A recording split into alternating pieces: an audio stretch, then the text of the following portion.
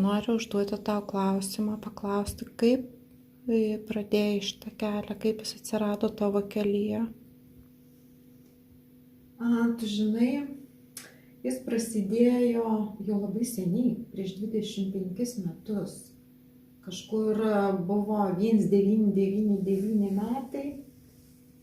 Aš tada susipažinau su tuo metu tokia gana garsia, aiškiaregė Regina Millerienė. Ir pradėjau pas ją važinėti į Panevėžį. Tai buvo žmogus, pirmasis mano kely, kuris pažadino mano žinojimui, kas aš esu. Pati kristalų terapija tai prasidėjo nuo paprastų jūros akmenų terapijos. Aš būdavo, jeigu kažkas turi kažkokią problemą, skaudančią vietą, uždėdavau tą jūros akmenį ir jau mokėjau nukreipti tą skaudančią energiją į akmenį, po to tuos akmenys nešdavau į šaltinį. Toks buvo šamaniškas kelias. Ir vėliau jau man atėjo žinios, kad galiu tai daryti su kristalais. Aš tada nukeliavau į Braziliją ir iš ten parsivežiau kristalų, bet pats tikslas tos kelionės nebuvo, kad, tarkim, parsivežti kristalo. Tai buvo tarsi kažkokia tokia transformacinė kelionė, kur pabudo ta mano dalis, kuri jau žinojo visus tuos gydymus, kuri jau turėjo visas tas žinias ir tos kelionės Brazilijos turbūt reikėjo tam, kad tai pabustų. Žinai, Rasa, kaip aš atėjau į čia, į šitas terapijas, ieškodama savęs, tu man kaip mokytoja mano kelyje.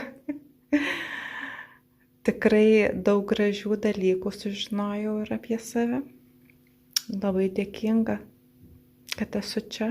Norėčiau, kad dar daugiau papasakotai apie save.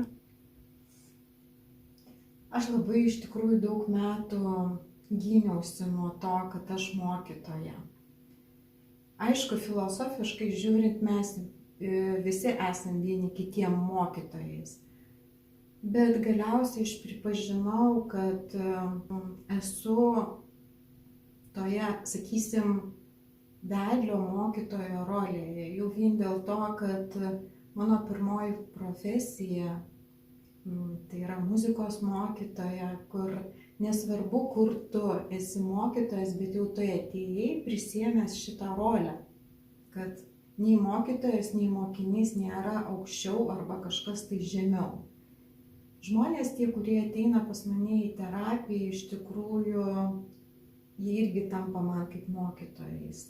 Aš per jų gyvenimus, per jų problemas atrandu savo tinkamus atsakymus.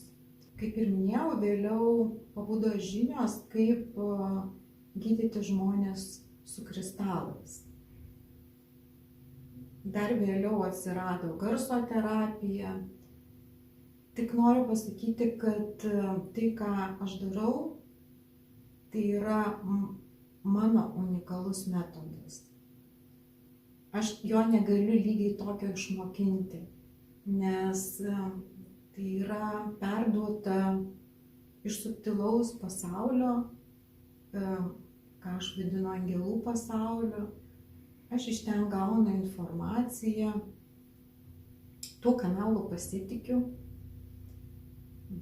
Ir dar gerai tai, kad šiais laikais jau su visom technologinėm priemonėm galima šitas terapijas atlikti ir online.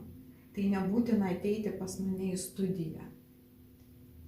Gali žmonės iš bet kokios šalies paskambinti ir mes galime kalbėtis, diskutuoti, atrasti kažkokias tai problemų priežastis. Prie to dar sukuriu žmonėm meditacijas, tai yra video įrašus, kur sudedu visą tą jiems reikalingą pozityvą.